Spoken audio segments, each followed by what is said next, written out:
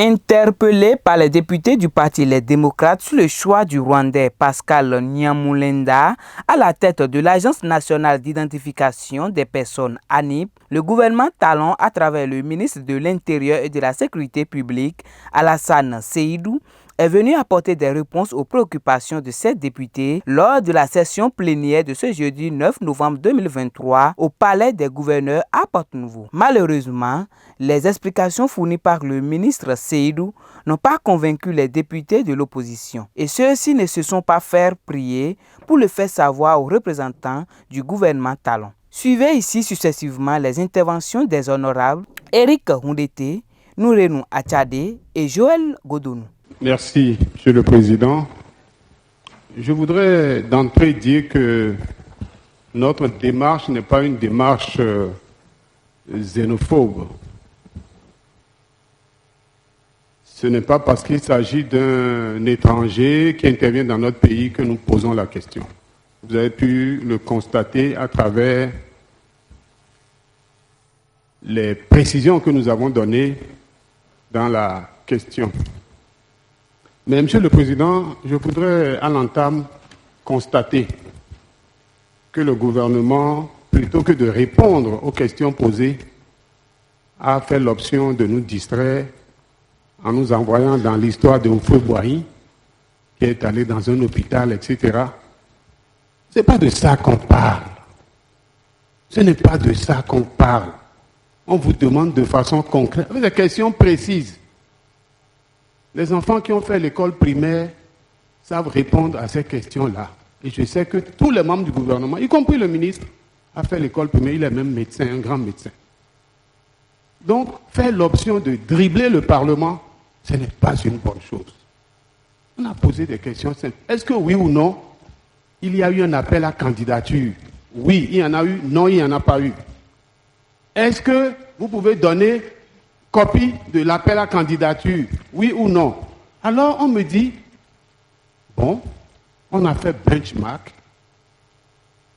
et puis on a trouvé que quelqu'un est au Rwanda, il a géré l'état civil au Rwanda, mais celui qui a géré l'état civil en Allemagne et qui l'a si bien fait, l'autre qui l'a géré en Italie et qui l'a si bien fait, l'autre qui l'a géré aux États-Unis et qui l'a si bien fait, pourquoi vous n'êtes pas allé chercher celui-là? C'est la question que je vous pose. Pourquoi vous n'êtes pas allé chercher ceux-là?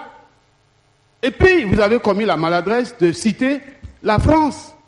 Pourquoi vous n'êtes pas allé chercher le français? Ensuite, je vous pose la question de savoir, est-ce que oui ou non, des Béninois ont postulé? Est-ce qu'ils ont été consultés? De façon vague, vous me répondez qu'on a confronté le CV du Rwandais, dont on a été absolument sûr, parce qu'il aurait dirigé l'état civil au Rwanda, on a confronté son CV avec des CV de Béninois, dont vous savez qu'ils n'ont jamais dirigé l'état civil. Que recherchez-vous comme résultat? Que recherchez-vous comme résultat? Mais mes questions sont simples. Et puis, vous-même, vous dites maintenant, dans votre réponse, que la seconde phase pour laquelle le Béninois qui vous a permis d'enregistrer 90% des Béninois dans la phase projet, lui n'est plus compétent pour faire le travail. Il faut maintenant pour faire un autre pour faire le reste du boulot. Et vous dites si bien qu'il y a des aspects sensibles liés à la politique et aux élections. Quelle est la réponse que vous apportez à ça? Ma question vise à rassurer les Béninois. Rassurer les Béninois. Lorsqu'on sort d'une élection où on a fait un simulacre on est allé se promener à la NIP, où on nous a tourné en rond à la NIP. Et qu'à la suite, on vous produit une liste électorale où les gens sont envoyés à 40 km, à 50 km de leur lieu de résidence, où des gens vont au bureau de vote et on leur dit que leur nom n'est pas sur la liste. Et on ne sait pas où se trouve leur nom. Lorsque vous avez fini de sortir de là, il y a de quoi être inquiet. Et on vous demande de rassurer les Béninois. Vous dites que Houphouët-Boigny est allé à l'hôpital. Et alors? Et alors? Vous pensez que c'est un bon exemple que vous me donnez en me disant Houphouët-Boigny est allé là-bas, et puis il a dit, bon, ça coûte combien? On n'est pas dans Tokpa. On n'est pas dans Tokpa. Je vous demande qu'est-ce que l'opération coûte pour mon pays. C'est mon devoir, ça. Le contrôle de l'action gouvernementale, c'est la mission qui est assignée au Parlement. Et vous répondez que vous faites voyer et aller à l'hôpital. Et puis il a dit, ça coûte combien? Comme s'il voulait acheter des cacahuètes. Ce n'est pas de ça qu'on parle. On demande ici les ressources publiques que vous voulez utiliser à faire l'opération. Comment est-ce que vous utilisez ces ressources publiques? Ce ne sont pas des ressources privées, Monsieur le Président. Alors, franchement, monsieur le représentant du gouvernement, ne venez plus dire des choses comme ça ici. Ne venez plus dire ça. La qualité a un prix. Tout le monde sait que la qualité a un prix. Monsieur le Président, si le gouvernement ne veut pas répondre aux questions, il n'a qu'à laisser tomber. On a posé des questions simples. Est-ce qu'il y a des Béninois qui ont postulé? Vous dites que vous avez confronté avec des CV de Béninois. Donnez-moi les noms de ces Béninois-là pour que je sois rassuré qu'ils ne sont pas plus compétents que celui que vous m'avez envoyé. C'est les questions simples que je vous ai posées, ça. Vous ne voulez pas répondre. Bon, si vous ne voulez pas répondre, c'est votre affaire. C'est votre affaire. Ce gouvernement fait l'option de l'obscurantisme sur des questions importantes et délicates. Quelle est la confiance que vous voulez que moi j'ai à la liste électorale que ce monsieur me sortira en 2026? Quelle est la confiance que vous voulez que j'ai en ça? Monsieur le Président, je suis désolé. Je vous remercie. Collègue Éric Oudété est d'une importance capitale pour la démocratie et la valorisation de l'expertise nationale dans notre pays. Monsieur le Président, au terme de l'article 120 du Code électoral, je cite, la liste électorale informatisée est extraite du registre national. Il est le résultat d'opérations de recensement administratif à vocation d'identification des personnes physiques, etc. Monsieur le Président, je voudrais rappeler que la LEPI, je ne dis pas la LEI, je dis bien la LEPI, a atteint un niveau de performance, d'efficacité et de sincérité évalué par les acteurs de l'ANIP. Et Monsieur le Président, vous étiez à cette réunion-là, par les acteurs de l'ANIP eux-mêmes à 99% de sincérité et de fiabilité. Je voudrais saluer au passage la volonté de transparence et d'inclusivité de l'ancien régime qui, à travers des audits, a performé cette liste décriée au départ par l'opposition. C'est d'ailleurs cette transparence inégalée de la liste électorale informatisée qui a favorisé et facilité l'alternance en 2016.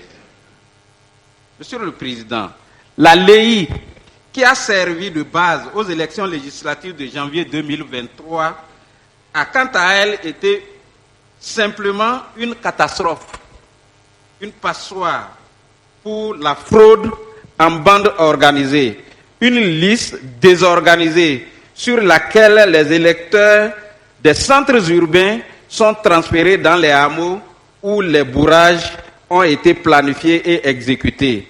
Observez vous-même les taux de participation dans ces localités. La transparence de toute élection commence par la transparence de la liste électorale.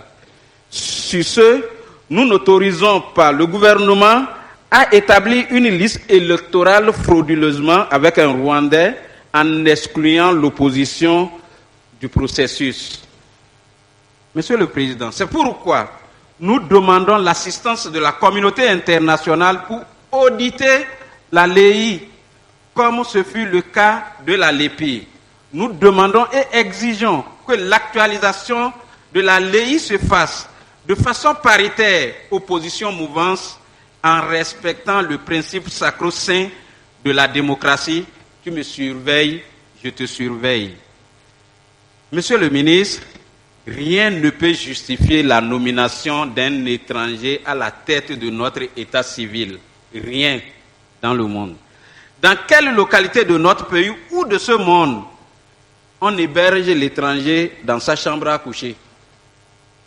À quel moment et comment nous pouvons améliorer l'expertise nationale si les expatriés régentent toutes les grandes structures de l'État, Port autonome de Cotonou, SBE, ANIP, ANAT, etc.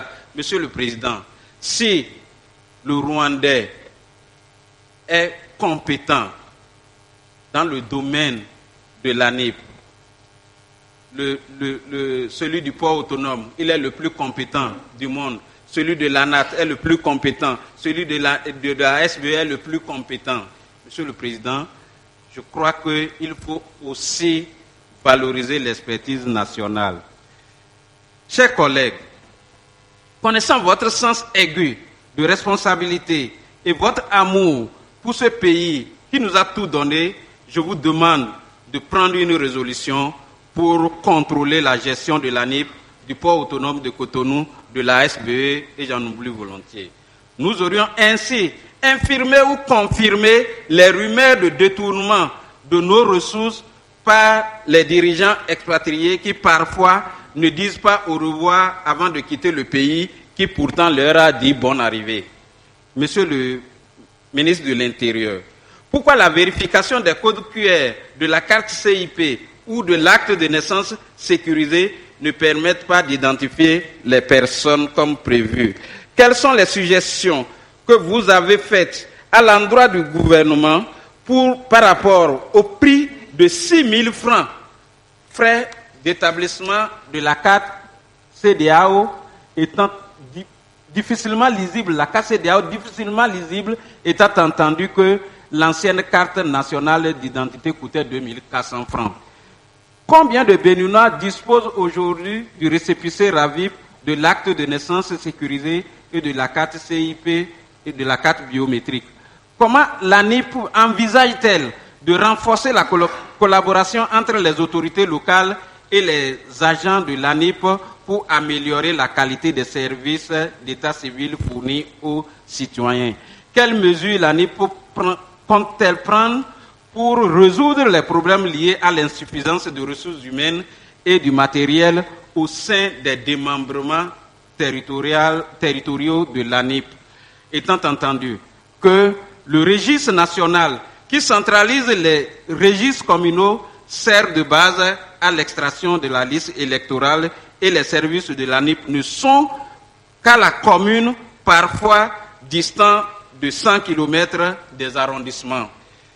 Je vous remercie. Par décret numéro 2023-063 du 22 février 2023, le président de la République a procédé à la nomination de M. Pascal Nyamulenda, excusez-moi un peu si je n'arrive pas à bien prononcer ça, de nationalité rwandaise et ancien maire de la ville de Kigali, au poste de DG de l'ANIP.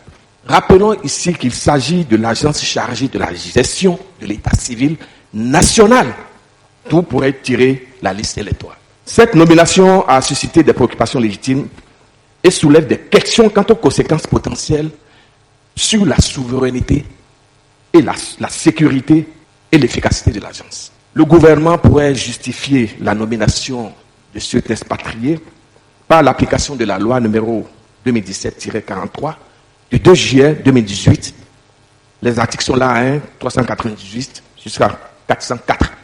Mais pour ma part, quand je prends le décret, ou plutôt la loi, disons, dont j'ai parlé tout à l'heure, qui a été modifiée et complétée, qui, dit, pour rappel, a été initiée par 2 collègues de la 8e législature. Je ne cite pas leur nom. Alors, en son article 2 nouveau, il est écrit ici, au sens de la présente loi, on entend par collaborateur externe de l'État. Je crois bien, un des tirets là. Une personne qui est liée directement à l'État par un contrat à durée déterminée, dénommé contrat de collaboration, ou mise à sa disposition par une société. Je fais grâce du reste. Le contrat de collaboration est un contrat par lequel l'État recrute directement pour une période déterminée un collaborateur externe en fonction de sa compétence. Ça m'amène à poser cette question. Est-ce qu'il existe un contrat de collaboration? Et quelle est la durée de ce contrat? Et si ça existe, est-ce que vous pouvez nous donner copie? Monsieur le Président, comment peut-on expliquer cette logique de sous-traitance des données les plus sensibles de la République. Celles qui touchent à l'intimité individuelle de chaque Béninois et de chaque Béninois à un expatrié. Si le chef de l'État a jugé utile de remplacer l'ancien DG par un nouveau, mais très certainement qu'il y a eu un manquement au niveau de cet ancien DG. S'il y a eu manquement, est-ce que des sanctions s'en sont suivies? S'il n'y a pas eu manquement, pourquoi l'avoir enlevé? Et s'il n'y a pas eu de sanctions, pourquoi il n'y a pas eu de sanctions? Monsieur le Président, je voudrais un peu, c'est avec un peu de difficulté, ou plutôt ça me fait un peu mal de dire un certain nombre de choses ici. Imaginez que la souveraineté appartient au peuple. Et nous tirons du peuple, nous législateurs et l'exécutif, nous sommes des délégataires de cette souveraineté. Est-ce qu'il nous est permis de faire, au nom du pouvoir que nous détenons, tout? Il nous revient de façon persistante que l'administration des données personnelles aujourd'hui est truffée d'expatriés qui ont accès à nos documents. Quelle est la finalité de cette option? Que le gouvernement nous fasse le point de tous les expatriés qui aujourd'hui sont nommés à des postes de responsabilité pour diriger nos sociétés d'État. Alors, oui, des expatriés. Alors, la SBE, la SONEB, et j'en passe. Mais ces expatriés ont été nommés à la tête de ces sociétés. Mais pour quel résultat? Pour quel résultat? Monsieur le Président, pour finir, j'espère que nous n'aurons pas à regretter tout ce que nous faisons, notamment en introduisant des expatriés, même dans nos toilettes publiques, dans nos toilettes personnelles, pour que demain, nous ne soyons pas totalement dénudés dehors. Et j'en aurais terminé. Merci, Monsieur le Président.